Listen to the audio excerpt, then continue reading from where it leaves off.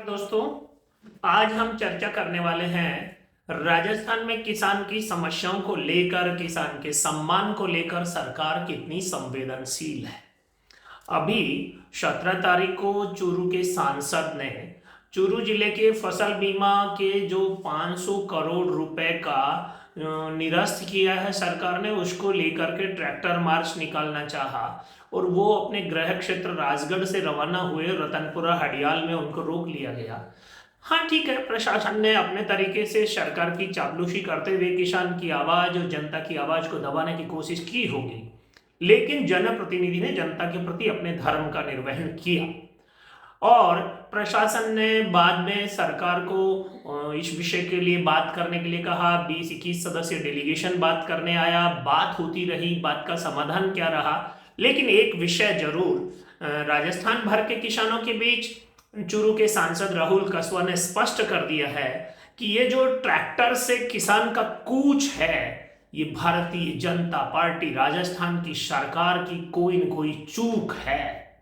अगर सरकार चूक रही है तो इस प्रकार के कूच जो हैं वो आने वाले समय में सरकार के लिए बड़ी समस्या बनेंगे और सरकार किसान के मुद्दों पर जब तक संवेदनशील होकर काम नहीं करेगी, इस प्रकार के आंदोलन चाहे कांग्रेस नहीं करे, अन्य राजनीतिक दल करें, लेकिन ये जो संकेत राहुल कस्वा ने दिया है और सरकार जिस प्रकार हाथों हाथ बात करने के लिए तैयार हुई है, अगर बातों में किसान को समाधान नहीं मिला तो ये बड़ी समस्या आने वाले समय में सरकार के लिए बन सकती।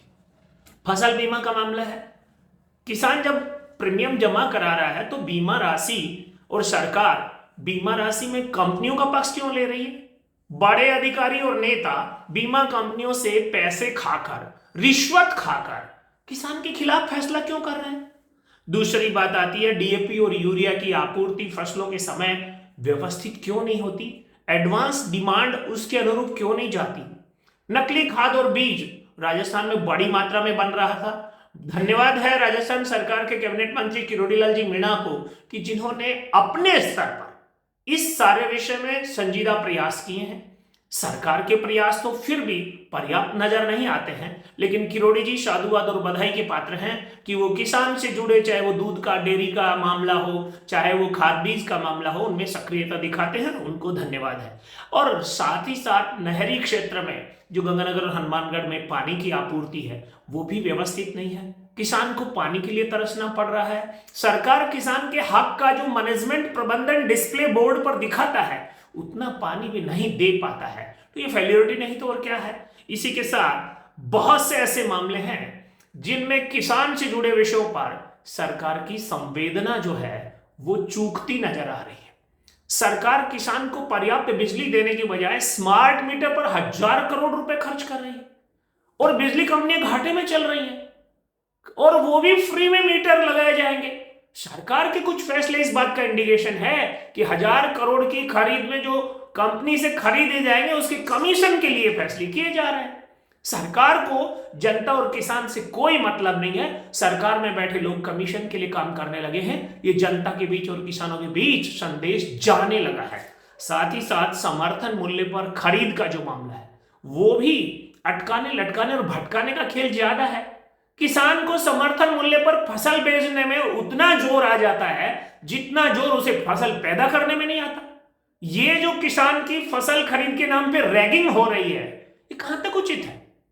सरकार खरीद केंद्र के नाम पर जिस प्रकार के वहां पर नियम बनाती है, उपनियम बनाती है, निर्देश देती है, वह तो किसान के हित में एक भी नहीं है और उनमें कोई किसान प्रतिनिधि नहीं है। जिस प्रकार का सरकारी सिस्टम वहां काम कर रहा है वो किसान की मदद कम और रेगिंग ज्यादा लेता है, इस बात में कोई दो राय नहीं है।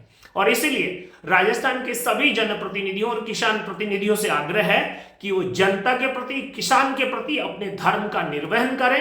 राहुल कस्वा की तर्ज पर अपनी जनता, अपने किसान के लिए आवाज उठाएं। सरकार की हां में हां मिलाने वाले जनप्रतिनिधि नहीं बने, जनता ही उन्हें दोबारा चुनेगी। हो सकता है पार्टी टिकट दे दे, लेकिन पार्टियों की टिकट जिस दिन जनता सिमेटने लगी उस दिन वास्तव में सही लोकतंत्र और जनता मालिक, ये बात का संदेश जाएगा। चूरू के सांसद ने ये जो ट्रैक्टर से चूरू से जयपुर कूच का आह्वान किया है। भाजपा इसमें चूक गई है और किसान समाज के बीच जो संदेश गया है वो सरकार की संवेदनाएं किसान के लिए पर्याप्त नहीं है, इस बात का गया है। जागरूक होने, समझने और किसान के प्रति संवेदनाएं प्रकट करने की सरकार को जरूरत है। सत्ता मद में डबल इंजन के बहम में सरकार रही तो वही हश्र होगा जो अंत में हुआ है। जय हिंद, जय भारत।